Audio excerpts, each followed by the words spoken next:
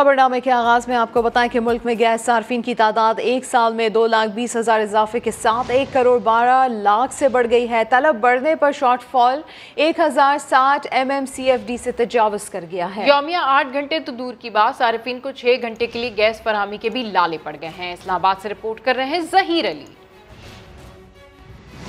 ठठरते मौसम में अवाम की मुश्किलात में मजीद इजाफा, गैस बहरान शिद्दत इख्तियार कर गया। सर्दियों में शहरियों को तवील गैस लोड शेडिंग के बड़े झटके लगेंगे। वजारत पेट्रोलियम के लिए गैस की 6 घंटे तक फराहमी भी चैलेंज बन गई। हुकाम ने साफ कह दिया कि सार्फिन के लिए गैस की 8 घंटे तक दस्तयाबी मुमकिन ही नहीं। वजारत पेट्रोलियम हुकाम के मुताबिक गैस की तलब 3,460 MMCFD और LNG समेत दस्तयाबी 2,425 MMCFD है, जबकि शॉर्टफॉल 1,060 MMCFD से भी ज्यादा हो गया। गैस की तलब में 60 MMCFD से जायद इजाफा तो रवां साल ही हुआ है। गैस कंपनियों के पास 40,000 कमर्शियल सार्फिन है, जबकि एक साल के दौरान घरेलू सार्फिन 2,20,000 इजाफे के साथ बढ़कर 1,12,00,000 से तजावज कर चुके हैं। कोई नादरन के सार्फिन की तादाद 1,80,000 इजाफे से 76,80,000 तक पहुँच गई, जबकि सुई सदरन के लिए 40,000 नए सार्फिन के साथ कुल तादाद 35,40,000 हो चुकी है। जहीर अली खान, समा, इस्लामाबाद। हैदराबाद के मुख्तलिफ इलाकों में गैस लोड शेडिंग ने लोगों को मुश्किल में डाल दिया है। कासिमाबाद, लतीफ़ाबाद सिटी और दही इलाकों में गैस की बंदिश से मकीन परेशान है। कहते हैं अब तो खाना भी बाहर से मंगवाना पड़ता है। इम्तियाज अली की रिपोर्ट। हैदराबाद में जाड़ा आते ही गैस जाने लगी, चूल्हे ठंडे पड़े हैं। सुबह को भी गैस नहीं होता, रात को भी गैस नहीं होता, दिन को भी नहीं होता। हम स्कूल जाते हैं तो फिर भूखे ही जाते हैं बिना नाश्ते के, और जब स्कूल से आते हैं तब भी गैस नहीं होता, भूख लग रही होती है, फिर गैस होता ही नहीं, फिर अब्बू बाजार से लेके आते हैं। शाह लतीफ कॉलोनी, लालू लाशारा, कासिमाबाद और लतीफ़ाबाद के रिहायशी सबसे ज्यादा गैस लोड शेडिंग का सामना कर रहे हैं। मेरे बच्चे सुबह नाश्ता नहीं करके जाते हैं, सुबह जाते हैं बगैर नाश्ते के, आते हैं भूखे प्यासे आते हैं, उनको फराहम नहीं होती। गैस दीजिए, हुकूमत से हमारी यही अपील है। अब हम कमाने जाएं या गैस को देखें, ना तो हमारे यहाँ पानी आता है ना गैस आता है। बच्चे सारे भूखे जाते हैं, भूखे आते हैं, आए दिन ये परेशानी है। हमें गवर्नमेंट से यही अपील है कि गैस कम से कम, गैस तो आए, चलो पानी नहीं आ रहा बोरिंग का ही कर लेते हैं, लेकिन गैस का तो कम से कम करें ना। ये गैस लोड शेडिंग की वजह से इखराजात मजीद बढ़ गए। कैमरामैन जमील पठान के साथ इम्तियाज अली, समा, हैदराबाद। सर्द हवाएं चलने की देर थी कि कोयटा में गैस बहरान ने सर उठा लिया। बेशतर इलाकों में गैस की कमी पर अवाम ने LPG का इस्तेमाल शुरू किया तो जेब पर भारी पड़ने लगी। इस वक्त समा के नुमाइंदे मुजीबुल्लाह हमारे साथ मौजूद हैं, उनसे मजीद तफसीलात जानते हैं। जी मुजीब, बताएगा कि किन इलाकों में गैस नहीं आ रही है? जी बिल्कुल, कोयटा में इन दिनों यख बस्ता हवाओं का राज है, और जो ही सर्दी की शिदत में इजाफा हुआ तो कोयटा के बेशतर इलाके, जिनमें कासी रोड, शालदरा, मिकांगी रोड, तोगी रोड, सरियाब समेत जो गिरदनवा के इलाके हैं, वहाँ पर गैस मुकम्मल तौर पर गायब हो चुकी हैं। और कोयटा शहर के बेशतर ऐसे इलाके हैं जिसमें प्रेशर ना होने के बराबर है। पर जो LPG गैस फ़ी किलो की कीमत है उसमें रुपये का इजाफा हुआ, जिसने शहरियों को परेशान कर दिया। जी साहब, आपके घर में गैस नहीं आ रही है, तब आपने सहारा लिया LPG का, क्या मुश्किलात है? ये बोलते हैं लोड शेडिंग पर, लोड शेडिंग तो छोड़ो, अब 3 महीने मिलेगा तो क्या लोड शेडिंग का? LPG में भी तो इजाफा हो गया, पर किलो 30 रुपए का। 30 रुपये, 40 रुपये, इधर तो बाजार में 30 रुपये, मगर हमारे इलाके में तो 50 रुपये महंगा हो गया। तो ये छोटा डब्बा ले जाएगा तो 300 रुपये, 350 रुपये बढ़ता है। उनका मुतालबा है कि एक तो सुई सदरन गैस कंपनी को हुकाम को पाबंद किया जाए कि वो गैस की तरसील यकीनी बनाए, और साथ ही LPG की कीमतें हैं उसमें भी इस्तेहकाम लाए ताकि शहरी सुख का सांस लें। जी बहुत शुक्रिया, अपडेट कर रहे थे आप। मुल्क में सर्दी की शिद्दत में इजाफा हो गया है। गिलगित बल्तिस्तान, कश्मीर और खैबर पख्तूनख्वा समेत बलाई इलाकों में बारिश और पहाड़ों पर बर्फबारी का इम्कान है। लहम पारा -10 रिकॉर्ड किया गया, स्कर्दू -5, कालाम -4, जबकि हुंजा, स्तोर और कल्लात में -3 डिग्री रिकॉर्ड किया गया है। तो मुल्क में सर्दी की शिद्दत में इजाफा देखने में आ रहा है। ऐसे में गिलगित बल्तिस्तान, कश्मीर और खैबर पख्तूनख्वा समेत बलाई इलाकों में बारिश और पहाड़ों पर बर्फबारी का इम्कान है, और ऐसे में लहम पारा -10 रिकॉर्ड किया गया। आज़ाद कश्मीर की बात कर लेते हैं, जिसके बालाई इलाकों में बर्फबारी का सिलसिला दोबारा से शुरू हो गया है। हर तरफ सफ़ेदी छाई हुई है, और मज़ीद तफसीलात जानते हैं अमीरुद्दीन मुगल से। जी अमीर, बताइएगा किन इलाकों में बर्फबारी हो रही है? जी बिल्कुल, आज़ाद कश्मीर में चंद रोज मौसम साफ रहने के बाद अब बर्फबारी का सिलसिला दोबारा से शुरू हो गया। बालाई वादी नीलम के इलाके गुरेज, केल, शोनथर, सुरगम, जागरा और अड़ंगकेल में एक सतत बर्फबारी जारी है, जबकि लोअर जो इलाके हैं उनमें भी हल्की बूंदाबांदी हो रही है। जफराबाद शहर समेत दीगर जो शहरी इलाके हैं वहाँ पर भी मौसम आबर आलूद है और सर्दी की शिद्दत काफी ज्यादा बढ़ गई है। बालाई इलाकों में जो सर्दी है वो इंतहा को पहुंच गया, दर्जा हरारत मुस्तकिल से गिर गया। जी ठीक है, अपडेट करने के लिए शुक्रिया। आगे बढ़ते हुए आपको बताएं कि इस्लामाबाद हाई कोर्ट में तहरीक इंसाफ के मार्च और एहतजाज से मुतालिक रिपोर्ट जमा करा दी गई है। आईजी इस्लामाबाद की रिपोर्ट में क्या कहा गया है, ये जानते हैं समा के नुमाइंदे सुहेल रशीद से। सुहेल, आगाह कीजिएगा इस बारे में। ये देखिए, 24 सफ़ात पर मुश्तमिल तफसीली रिपोर्ट आईजी की जानिब से जमा करवाई गई है, जिसमें पीटीआई की जानिब से माजी में जो दी गई यकीन दहानियों की खिलाफ वर्जी की जाती थी इसका मुकम्मल जिक्र है। तो आगे का जो वे फॉरवर्ड है वो भी बताया गया है। इसके साथ इस रिपोर्ट में जो इमरान खान को थ्रेट अलर्ट से उनका भी हिस्सा बनाया गया है। इसके अलावा जो पीटीआई रहनुमाओं ने अलीमीन गंडापुर और दीगर रहनुमाओं ने जो इश्तिहाल अंगेज बयान दिए उनके स्क्रीन शॉट समेत तमाम उनको भी इस रिपोर्ट का हिस्सा बनाते हुए आईजी ने ये कहा है कि पीटीआई के रहनुमा ने वज़ीर दाखिला को भी जान से मारने की धमकी दी और जब वो आकर यहाँ पर सड़कें बंद करते हैं तो उससे डिप्लोमेटिक मूवमेंट भी मुतासर होती है। और साथ ये तजवीज़ दी गई है आईजी की जानिब से कि जो एयरपोर्ट को जाने वाले रास्ते हैं उन पर जो विफाकी इदारे हैं, पुलिस और दीगर एजेंसीज, उनको जो है वो इख्तियार दिया जाए ताकि उनको खुला रखा जा सके। और साथ सुप्रीम कोर्ट के फैसलों का भी हवाला देते हुए कहा गया है कि उसकी रोशनी में ही एहतियात की इजाजत अगर दी जाए तो हम सिक्योरिटी देने को तैयार हैं। बहुत शुक्रिया सुहेल रशीद, अपडेट किया आपने।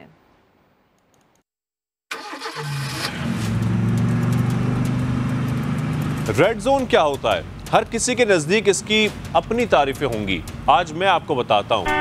पहली बात तो ये कि इसमें कोई किसी किस्म का लाल निशान नहीं होता। यूं समझिए बस जहां अहम सरकारी इमारात या दफातर होंगे वही इलाका हरफ आम में रेड जोन कहलाएगा, जिसके लिए कोई लिखत पढ़त नहीं होती। इस्लामाबाद में जब पहले तहरीक इंसाफ ने 2014 में धरना दिया था तो रेड जोन का इलाका तकरीबन 11.5 किलोमीटर पर मुश्तमिल था, जिसमें ऐवान सदर, वजीर आजम हाउस, पार्लिमान, सुप्रीम कोर्ट से लेकर सरकारी चैनल समेत दीगर अहम इदारों की तंसीबात और रिहायशी कॉलोनीज शामिल थीं। लेकिन अब मजीद अहम तंसीबात को रेड जोन में शामिल कर लिया गया है।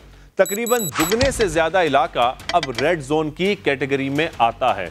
वजारत दाखिला के मुताबिक 26.5 किलोमीटर इलाके में अब F7, E7, G6, G7 के सेक्टर्स भी शामिल कर दिए गए हैं। यानी कि कन्वेंशन सेंटर से 0 पॉइंट तक सब कुछ रेड जोन में आता है। फैसल मस्जिद, ब्लू एरिया और मेन मरगला रोड के इलाके भी अब सरकारी खातों में अहम तरीन इलाके हैं। इस्लामाबाद पुलिस का दफ्तर भी नई हुदूद में अब रेड जोन के इलाके में शामिल है।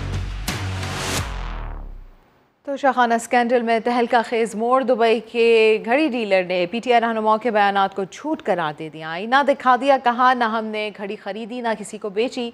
घड़ी की तस्वीर सिर्फ इंस्टाग्राम पोस्ट की हद तक थी। पाकिस्तान की सियासी जमात ने प्रोपेगेंडे के लिए हमारा नाम गलत इस्तेमाल किया तो कानून अपना रास्ता लेगा। We as Stylight Watches did not sell the watch. We did not sell the Mecca Graph limited edition 1-of-1 watch. What we did do is we got it for promotion and marketing reasons. Please keep us out of all this what's happening now regarding the watch. We have nothing to do with it. We didn't sell it. Not for $250,000, not for nothing. We didn't sell it. नैब में इमरान खान के खिलाफ Toshakhana case की तहकीकात में नई पेशरफ सामने आ गई। फराह खान और शहजाद अकबर समेत सब किरदारों को शामिल तफ्तीश करने का फैसला। घड़ी खरीदने के दावेदार उमर फारूक का भी बयान कलमबंद किया जाएगा। इस हवाले से रिपोर्ट कर रहे हैं सुहेल रशीद। तोशाखाना से तहाइफ हासिल करके बेचने पर इमरान खान के खिलाफ करप्ट प्रैक्टिस की नैब तहकीकात। कीमती घड़ी की फरोख्त का मामला बुनियादी अहमियत अख्तियार कर चुका। घड़ी की असल कीमत क्या थी, खजाने में कितने पैसे जमा कराए गए, फरोख्त कब और कहां हुई और इससे हासिल रकम आखिर गई कहां, नैब अब सब पता चलाएगा। ज़राए के मुताबिक तोशाखाना के तहत बिलखसूस घड़ी की फरोख्त के मामले पर सामने आने वाले नए हक़ाइक़ की भी तमाम पहलुओं से छानबीन की जाएगी। इस सिलसिले में घड़ी खरीदने का दावा करने वाले उमर फारूक का बाज़ाब्ता बयान कलम बंद करके उसका मौक़िफ़ केस का हिस्सा बनाया जाएगा। साबिक वज़ीर आज़म इमरान खान के मुशीर बराए एहतिसाब शहजाद अकबर और फरागोगी से भी तफ्तीश होगी।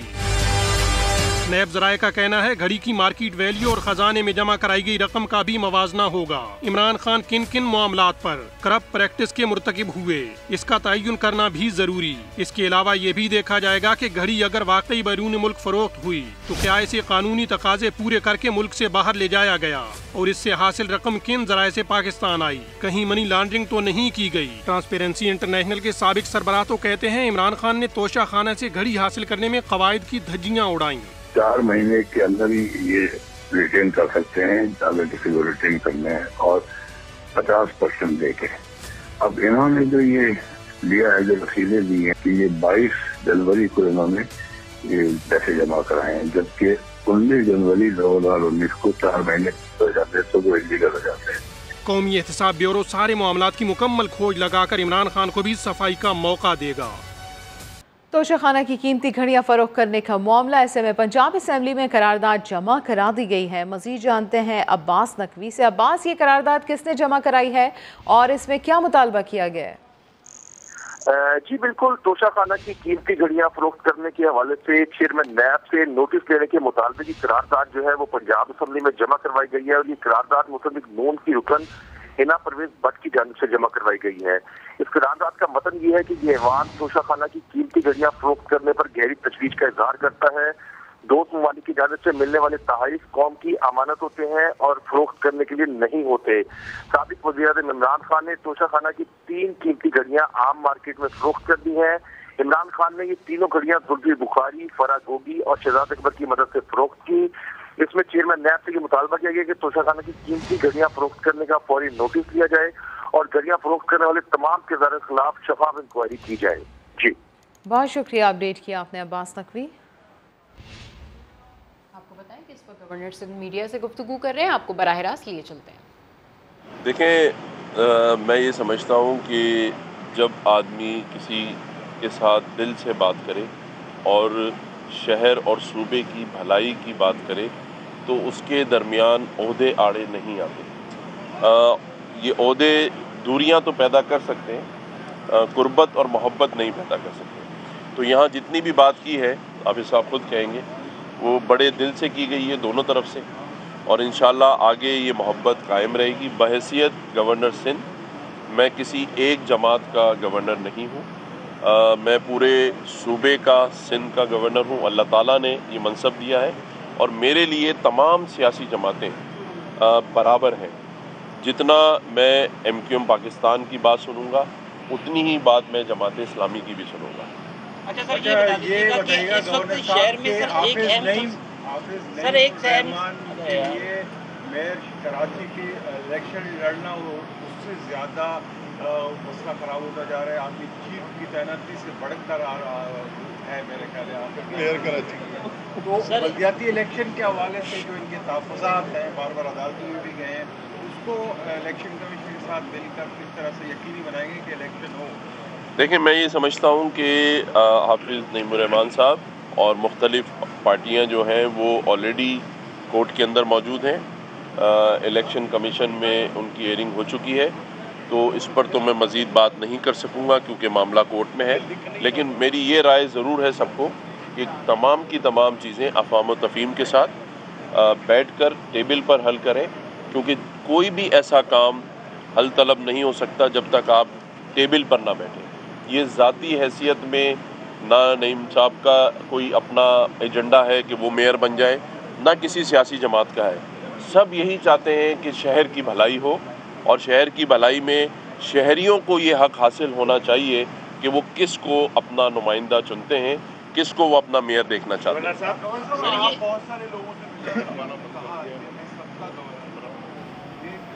गवर्नर सिंध कामरान टिसौरी इस वक्त मीडिया से गुफ्तगू करें और उनका ये कहना है कि मैं किसी एक जमात का गवर्नर नहीं हूँ, पूरे सूबे का गवर्नर हूँ। हमारी घड़ी वक्त बताती है, लेकिन इमरान खान की घड़ी ने उनकी औकात बता दी। वफाकी वज़ीर इत्तलात मरियम औरंगज़ेब कहती है, हकीकी आज़ादी का शोर वो चोर मचा रहा है जिसने हरम शरीफ के अक्स की घड़ी कोड़ियों में बेच दी। इमरान खान को गोली नहीं गम लगा है, क्योंकि long March work from home में बदल गया है। हकीकी आज़ादी का शोर वो चोर मचा रहा था जिसने हरम शरीफ की अक्स था उसकी घड़ी कौड़ियों के दाम बेची। हमारी घड़ी तो हमें वक्त बताती है, इमरान खान की घड़ी ने इमरान खान की औकात बताई है। आपने उमर फारूक को घड़ी बेची, शहजाद अकबर साहब और फरा गोगी साहिबा वो घड़ी लेकर गए, कह रहे थे नैब मेरे पास नहीं है। आपके पास नैब नहीं था, आपके पास नैब की वीडियो थी। मुझे ये यकीन हो गया है कि इमरान खान साहब को कोई गोली नहीं लगी, इमरान खान साहब को सिर्फ गम लगा गया तो उनका long March work from home में तब्दील हो। कह रहे थे कि पंजाब में मेरी हुकूमत है लेकिन मैं FIR नहीं कटा सकता। दूसरी तरफ कहते हैं कि अगर इख्तियार ना हो तो मैं हुकूमत नहीं लूँगा। तो तोड़े असेंबली पंजाब की, ख़त्म करें अपनी हुकूमत वहाँ। ये कानून के मुताबिक वज़ीर आज़म पाकिस्तान शहबाज शरीफ साहब का इस वक्त इस्तेकाक है और उन्होंने ही आईनी फरीज़ा अंजाम देते हुए ये तरकरड़ी करनी है। सरबराह PSP मुस्तफ़ा कमाल ने कहा है कि इमरान खान अपने सबसे बड़े दुश्मन खुद हैं। उन्होंने इदारों पर इल्ज़ाम लगाकर दुश्मन का काम आसान कर दिया। कराची में न्यूज़ कॉन्फ्रेंस करते हुए कहा, अब सारे मुल्क दुश्मन कुव्वतें इमरान खान के खात्मे पर लग जाएंगी और इसका इल्ज़ाम इदारों पर आएगा, क्योंकि वो पहले ही इदारों पर कत्ल की साजिश का इल्ज़ाम लगा चुके हैं। आप इदारों के लोगों का नाम लेकर इदारे पे बहतान तराशी कर रहे हैं। इंटरनेशनल चैनल्स पे बैठकर कह रहे हैं कि मुझे मेरे मुल्क की एजेंसियां जो हैं वो एलिमिनेट करना चाहती हैं। फॉर गॉड्स सेक, जो इस मुल्क के दुश्मन है दुनिया भर में, उनको तो जैकपॉट हिट हो गया। आप किसी के भी हाथों कत्ल हो गए तो आपने तो पहले कह दिया है कि कत्ल कौन करवाएगा। मैं गारंटेड कहता हूं कि दुनिया की सारी पाकिस्तान दुश्मन कुव्वतें अब आपको मारने पे लग गई होंगी, क्योंकि आपके मरने पे उनको पता है कि किसी और पर ब्लेम नहीं आएगा। पाकिस्तान की एजेंसियों पे ब्लेम आएगा, पाकिस्तान के जर्नलों पे ब्लेम आएगा, पाकिस्तान के वजीर आज़म पे ब्लेम आएगा। पौने 4 सालों में आपने सारी पार्टी के सारे लीडरों को बंद कर दिया। नवाज शरीफ बंद कर दिया, मरियम को बंद कर दिया, शहबाज को शरीफ को बंद कर दिया, जरदारी साहब को बंद कर दिया, उनकी सिस्टर को बंद कर दिया, कर तो दिया बंद। आपने नवाज शरीफ के घर के बाहर कितने मुजाहरे करवाए अपने लोगों से, लोग खड़े किए घर के आगे कि घर वालों को निकलते आते जाते गालियां बको। नैब को मैं नहीं कुछ ताकतवर इदारे कंट्रोल करते रहे। सदर मुमलिकत डॉक्टर आरिफ अलवी की आर्मी चीफ से मुलाकात हुई है, ये कहना है चेयरमैन PTI इमरान खान का। लाहौर में सीनियर सहाफ़ियों से मुलाकात में कहा कि मुकम्मल इख्तियारात मिलेंगे तो वज़ीर आज़म बनूंगा। ये नहीं हो सकता कि इख्तियारात किसी के पास हों और जिम्मेदारी किसी और के पास। इमरान खान ने यह भी कहा कि किसी से कोई मुज़ाकरात नहीं हो रहे, मुआलिजीन मुआयना करके राय से आगाह करेंगे। रावलपिंडी से मार्च की क़यादत खुद करूंगा। तोशाखाना केस में उन्होंने मुझे खुद अदालत में जाने का मौका दिया है। वज़ीर दिफा ख्वाजा आसिफ का कहना है कि आर्मी चीफ की तैनाती का अमल पीर से शुरू हो जाएगा। मशवरा दिया कि इमरान खान को चाहिए वो इस मामले में सियासी क़यादत के साथ मुत्तफ़िक हो, फ़ौज को बार बार सियासत में ना घसीटें। पीर से आर्मी चीफ की तैनाती का अमल शुरू कर रहे हैं। वज़ीर दिफा ख्वाजा आसिफ ने ऐलान कर दिया, प्रोसेस जो है वो इंशाल्लाह ताला मंडे को स्टार्ट हो जाएगा। जो नाम भेजेंगे इंशाल्लाह ताला उनके बियॉन्ड नहीं जाया जाएगा। ख्वाजा आसिफ ने इमरान खान को कीमती मशवरा भी दिया। मेरी इमरान खान साहब से भी वो उनको समझ नहीं आती इन बातों की, फिर भी मैं जिसारा जरूर करूंगा उनको ये बात कि आप फौज में बरमला कहा है कि हम न्यूट्रल रहना चाहते हैं, उनकी ख्वाहिश का एहतराम करे और उनको बार बार जो है सियासत में ड्रैग न करे। मशवरे के साथ साथ वजीर दिफा ने इंदिया भी दिया कि खान साहब की मुश्किलात मजीद बढ़ने वाली हैं। पहले एक घड़ी अब बहुत कुछ निकलेगा। 190 मिलियन पाउंड जो इसने कबीना को बताए बगैर अप्रूवल लेके बल्कि रियाज के लाइबिलिटी अकाउंट में डाल दो, उसका भी इसने अभी हिसाब देना। ख्वाजा आसिफ ने कहा कि घड़ी के घेरे में घिरे इमरान खान पर मजीद 2 घड़ियों का केस निकलने वाला है। आलूदा तरीन शहरों में नई दिल्ली दूसरे और कराची तीसरे नंबर पर आ गया।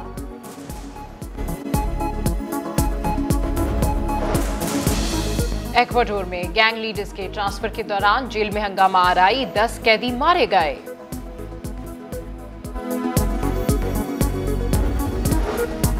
और चीन में एक बार फिर कोविड फैलने लगा। बीजिंग में 500 केसेस सामने आ गए। लोगों को घरों में रहने की हिदायत, कई मकामात पर लॉकडाउन लगा दिया गया।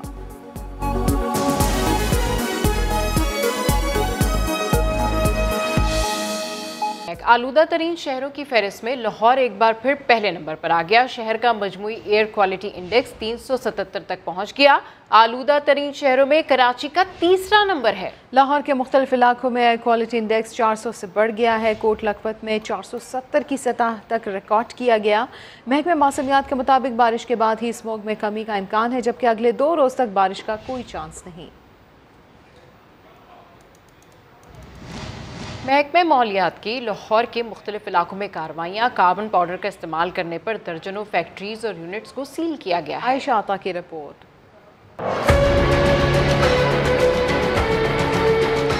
लाहौर की फिजाओं में आलूदगी बरकरार। आलूदगी का बाइस बनने वाले अनासिर भी हैं बेलगाव। जहरीला धुआं उगलने वाली फैक्ट्रियों की शामत आई। महकमा माहौलियात ने अपनी आस्तीनें चढ़ाई। हमारे जो दूसरे महकमे हैं, जिस तरह महकमा ज़राअत है, लोकल गवर्नमेंट डिपार्टमेंट है और डिस्ट्रिक्ट एडमिनिस्ट्रेशन है, पुलिस है, उनकी मदद से हमने कार्रवाइयाँ शुरू की। लाहौर के मुख्तलिफ इलाकों में पिछले 49 दिनों के दौरान 351 फैक्ट्रियाँ सील, 64 को सरबमोहर जबकि 71 को भारी जुर्माने किए गए।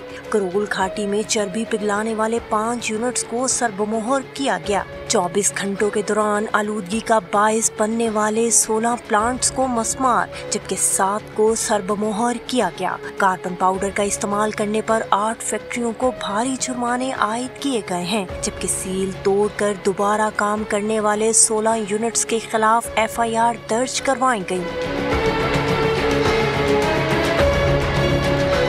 महकमा माहौलियात के मुताबिक करोल घाटी, महमूद बूटी, मोमिनपुरा, लखोडेर के इलाकों में रात के औकात में फैक्ट्रियों में टायर जलाने का गैर कानूनी काम उरूज पर होता है, जबकि रात के औकात में भी एंटी स्मोक स्क्वाड की कार्रवाइयाँ रोजाना की बुनियाद पर जारी हैं। कैमरामैन जवाद यहिया के साथ आयशा अता, समा, लाहौर। खैबर पख्तूनख्वा में बेख्तियार बल्दियाती निज़ाम, नुमाइंदों के इख्तियारात पर वज़ीर आला और ब्यूरोक्रेसी काबिज़, ज़िलाई हुकूमतें तरक्याती बजट से भी महरूम। इख्तियारात की अदम मुंतकली पर मेयर और सूबाई हुकूमत में क्या रस्साकशी चल रही है, जानते समा के नुमाइंदे से इरफान मूसाज़ई से। हम जैसे अपडेट कर रहे हैं आपको इस हवाले से, जैसे हमारा राब्ता होगा नुमाइंदे से हम आपको बताएंगे। खैबर पख्तूनख्वा में बेख्तियार बल्दियाती निज़ाम, नुमाइंदों के इख्तियारात पर वज़ीर आला और ब्यूरोक्रेसी काबिज़, ज़िलाई हुकूमतें तरक्याती बजट से भी महरूम। इख्तियारात की अदम मुंतकली पर मेयर और सूबाई हुकूमत में रस्साकशी चल रही है। इस हवाले से हम आपको अपडेट कर रहे हैं कि नुमाइंदों के इख्तियारात पर वज़ीर आला और ब्यूरोक्रेसी काबिज़, ज़िलाई हुकूमतें तरक्याती बजट से भी महरूम हो गईं। मुमताज़ आलिम दीन मुफ्ती रफ़ी उस्मानी 86 बरस की उम्र में इंतकाल कर गए। उनकी नमाज जनाजा बेटे की बैरून मुल्क से वापसी पर कल दारुल उलूम कराची में अदा की जाएगी। मुफ्ती रफ़ी उस्मानी तक़सीम हिंद से पहले हिंदुस्तान के कस्बे देवबंद में 21 जुलाई 1936 को पैदा हुए।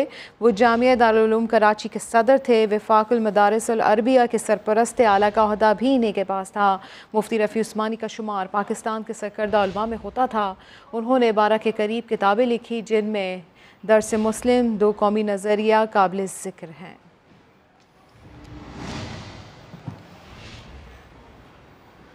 मुफ्ती आज़म पाकिस्तान मोहम्मद रफ़ी उस्मानी के इंतकाल पर सदर मुमलिकत आरिफ अलवी और वज़ीर आज़म शहबाज शरीफ ने दुख का इजहार किया है।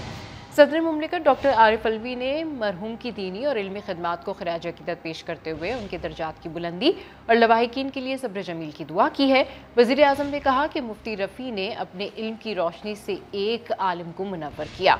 उनकी वफ़ात पाकिस्तान और आलम इस्लाम के लिए बहुत बड़ा सानिया है। मौलाना फजल रहमान, सिराजुल हक और अल्लामा ताहिर अशरफी ने भी मुफ्ती रफ़ी उस्मानी के इंतकाल पर दुख का इजहार किया। वज़ीर दाखिला राना सनाउल्लाह ने कहा कि मुफ्ती रफ़ी उस्मानी की मुल्क के लिए बेमिसाल खिदमात हमेशा याद रखी जाएंगी। मुजफ्फरगढ़ में 7वीं थल जीप रैली के दूसरे रोज स्टॉक कैटेगरी के मुकाबले जारी हैं। इस हवाले से मज़ीद तफसीलात जान लेते हैं मोहसिन अली से। जी मोहसिन।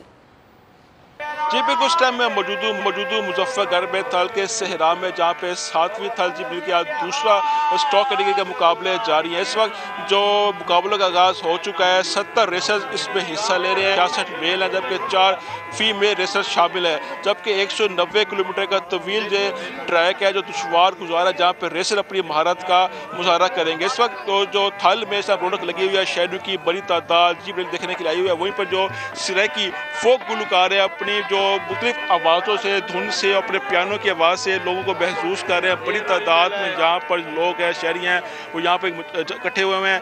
एक तो जीप रैली भी देख रहे हैं, साथ साथ फोक गुलकारी का जो मुजाहरा हो रहा है उसको भी इंजॉय करेंगे। कहना है कि इस तरह के इवेंट साल में एक दफ़े ही आते हैं तो इसको भरपूर तरीके से इंजॉय करने के साथ मेला सजा हुआ है। लोग बड़ी तादाद में यहाँ पर मौजूद हैं और जीप रैली को इंजॉय करेंगे।